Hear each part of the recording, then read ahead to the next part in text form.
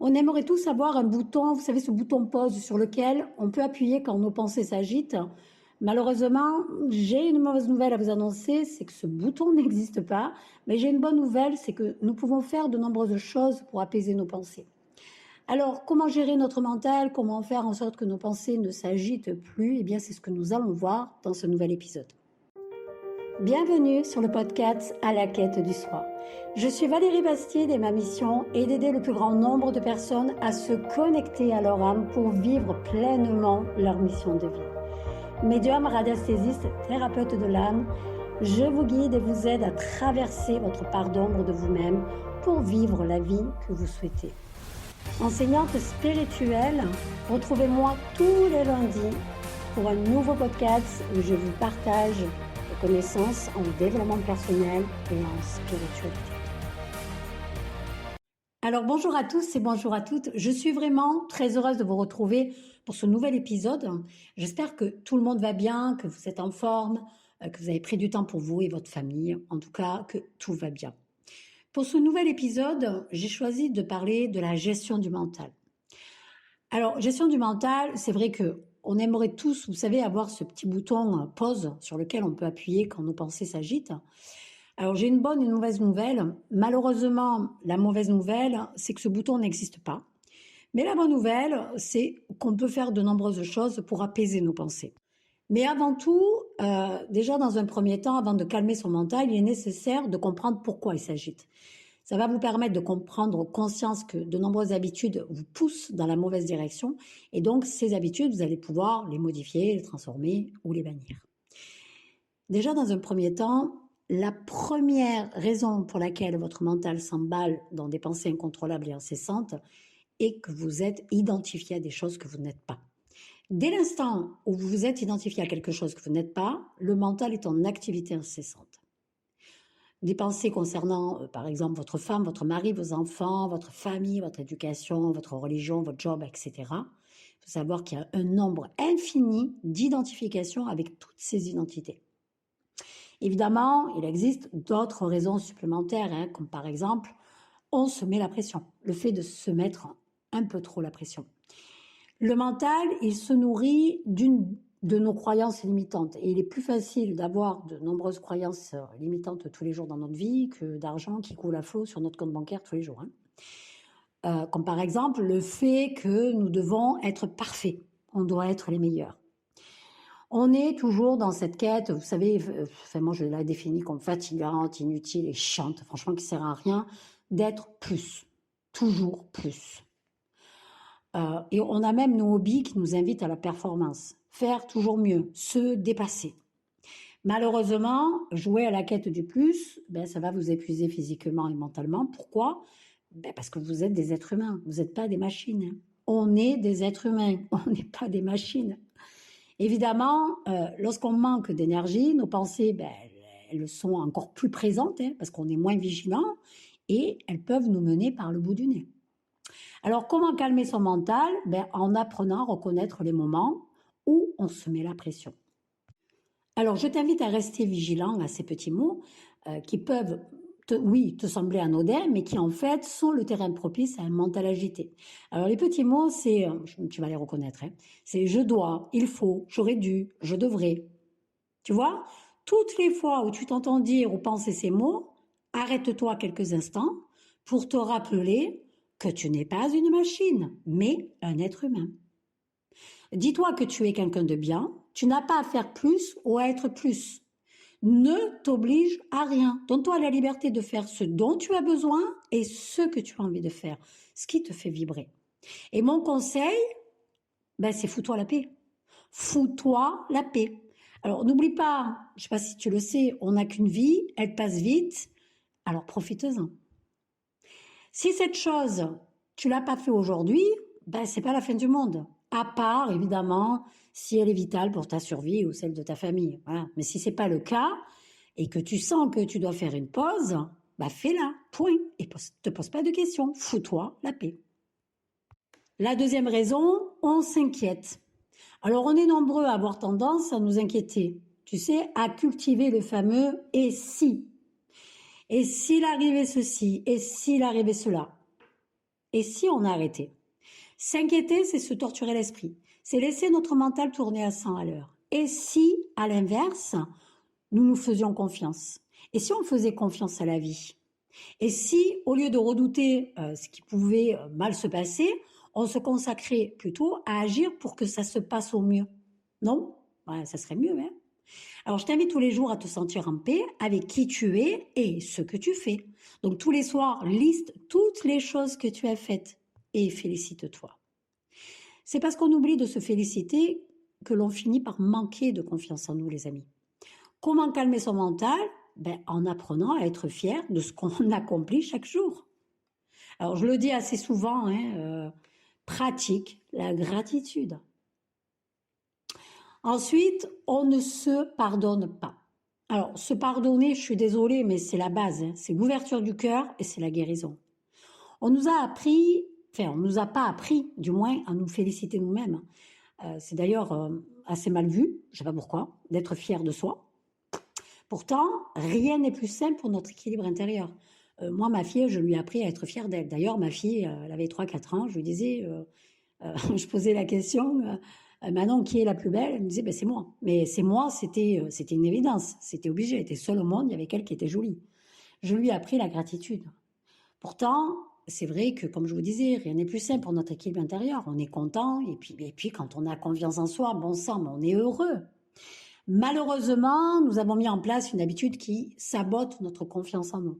Alors le soir, je ne sais pas si tu as remarqué qu'au lieu de lister tout ce qu'on fait de bien, on a plutôt tendance à lister ce qu'on a raté, ce qu'on a mal fait, ou ce qu'on n'a pas fait. Tu vois, quand tu vas poser tes objectifs, tout ce que tu n'as pas eu le temps de faire, tu le reportes au lendemain. Il faut toujours le faire, bien évidemment. Il faut que tu aies cet entraînement, mais tu le reportes au lendemain. Mais au lieu de te dire, oh mon Dieu, j'ai pas fait ça. Non, regarde ce que tu as fait, regarde ce que tu as checké, sois fier de toi. Ouais, je sais que ça te parle. Tu sais, l'être humain, il est phénoménal. Il a plus tendance à voir les choses négatives dans sa vie que les choses positives. Et excusez-moi, mais je pose toujours la même question. Depuis que vous êtes petit, vous en avez fait des choses bien. Heureusement, oui, que vous en avez fait. Donc les négatives, c'est juste l'expérience. Si vous l'avez raté, c'est parce qu'il faut plus de temps, un nouveau plan, peut-être plus de maturité. Donc ça sert à rien de rester focalisé sur les choses négatives. Et si on en avait marre de se juger ainsi, et si on apprenait à s'aimer malgré tout? Je le répète, nous ne sommes pas des machines. C'est pourquoi apprenons à nous pardonner. Nous avons fait une erreur, c'est pas grave. On a oublié quelque chose, c'est pas grave. On n'a pas eu le temps de faire quelque chose, c'est pas grave. Foutez-vous la paix. Je le redis, foutez-vous la paix. Franchement, à quoi bon se torturer en laissant votre mental ressasser vos erreurs? Je suis désolée, mais on ne peut pas évoluer dans la vie si on ne fait pas d'erreurs. Hein. Donc, soyez fiers de vos erreurs. Moi, je suis en totale gratitude de toutes les choses que j'ai échouées, de toutes les fois que je me suis plantée et de toutes les fois que je me suis mangé le mur. Pourquoi? Parce que si ça ne m'était pas arrivé, je ne serais pas qui je suis à l'heure d'aujourd'hui. Donc, je suis en totale gratitude. Donc, je t'invite à respirer toutes les fois où tu te vois te juger sévèrement. Respire et pardonne-toi. Prends cet automatisme. Comment calmer son mental? En lui rappelant que tu n'es pas parfaite, d'accord? Que tu n'es pas parfaite, que tu ne veux pas être parfaite et que tu n'as pas à être parfaite ou parfait. Tu fais de ton mieux et c'est déjà parfait ainsi. Donc la première chose pour justement arriver à en guérir, c'est accepter. Accepter la première étape pour calmer son mental.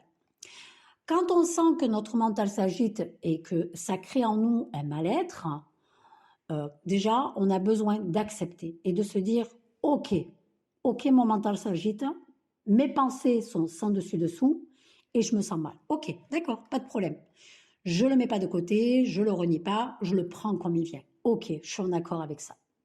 Accepter, c'est faire la paix avec ce que l'on ressent à l'intérieur de soi. C'est important. C'est la base de la guérison.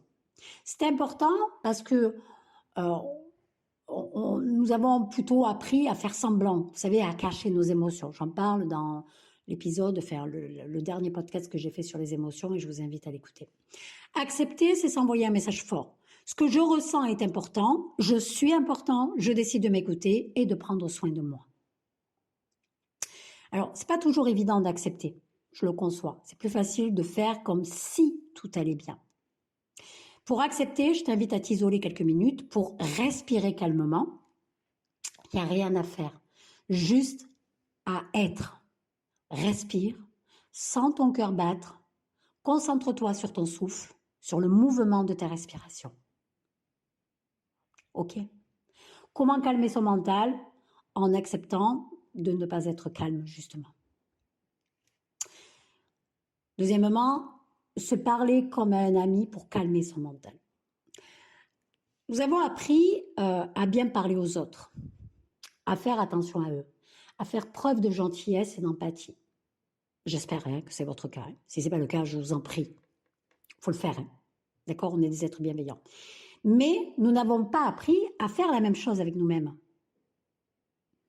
Et bien au contraire, nous avons appris à nous juger sévèrement et à croire qu'on nous juge, parce que ça aussi on est fort, pour croire que certaines personnes nous jugent, parlent de nous, etc. Ça c'est autre chose. Il est temps vraiment que cela cesse. Lorsque notre mental s'agite, nos pensées, elles s'entrechoquent et ça nous fait mal. Nos pensées sont remplies de jugements et ça crée des émotions négatives fortes. Vous voyez comment se créent des croyances limitantes? Il faut arrêter avec ça. Que dirais-tu à ton ami, à ton meilleur ami dont le mental s'agite et qui se répète de mauvaises choses sur lui ou sur sa vie? Que ferais-tu? Je te pose la question, qu'est-ce que tu ferais? Tu le rassurerais? Tu le réconforterais? Enfin, j'espère que c'est le cas, parce que si c'est pas le cas, désolé, je te le dis, travaille sur toi avant d'aider les autres. Voilà, oui, je le dis. Pourquoi? Parce que pour l'aider, il faut déjà que tu sois dans la gratitude et que tu t'aimes, d'accord? Voilà. On est des êtres bienveillants, les amis, je le répète, d'accord? Donc, on doit être bienveillant avec nous-mêmes et avec les autres. Parce qu'il serait difficile pour toi, je pense, de voir ton ami souffrir de ses pensées. Alors, pourquoi ne pas faire la même chose pour toi? Pourquoi ne pas t'offrir du soutien et du réconfort? Si tu le fais pour tes amis, tu peux le faire pour toi. Donc, je t'invite à prendre quelques instants pour toi. Lorsque tu ne vas pas bien, visualise ce que tu ressens, ce que tu penses, sois un ami à toi, tu vois, comme si tu allais aider ton ami, tu vois, mais là, ton ami, c'est toi. Donc, visualise ce que tu ressens, ce que tu penses, ce soit un ami à toi qui le ressent et le pense. Réfléchis à ce que tu aurais envie de lui dire, laisse les mots résonner en toi et je te propose de les écrire sur un papier pour ensuite les relire pour toi. Tu vois, c'est comme si tu vas t'adresser à un ami. Donc, tu peux le dire à voix haute, tu peux l'écrire, tu peux le crier, tu peux le dire dans ta tête, d'accord? Mais dis-le, dis-le. Si tu as du mal à t'adresser à toi, parce qu'évidemment on n'a pas été élevé comme ça, fais comme si tu t'adressais à quelqu'un, à ton meilleur ami, d'accord? Tu sais, tu es ton meilleur soutien, ton plus grand amour. Il n'y a que toi qui peux t'aimer comme tu le voudrais. Troisièmement, sortir de sa tête pour calmer son mental. Une fois que tu as accepté que ton mental est agité et une fois que tu as pris le temps de te rassurer comme un ami le ferait, il est temps de sortir de ta tête.